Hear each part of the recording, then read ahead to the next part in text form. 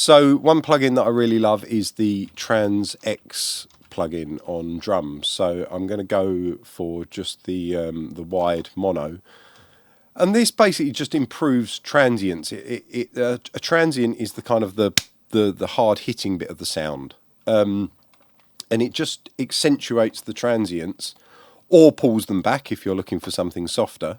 It's not a gate, you'll hear it, it's weird the way it does it, it just kind of gives it so much more punch. Sometimes I've struggled with bass drums and snare drums, particularly bass drums, and I've just gone and triggered them, which is all very well and good, but actually using this, you can sometimes get the effect you're looking for without having to resort to a trigger. So I'm just going to load on here the mega kick, just so that we hear what it does. I'm going to turn it off, just listen to the bass drum on its own.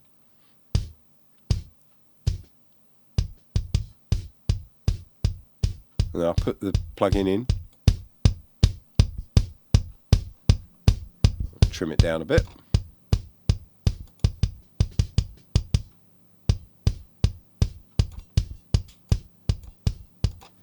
So that's with it on. That's with it off. See, it's just a little bit woolly. And then you put it on,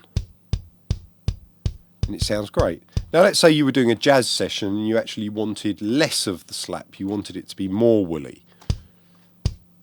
Just go the other way.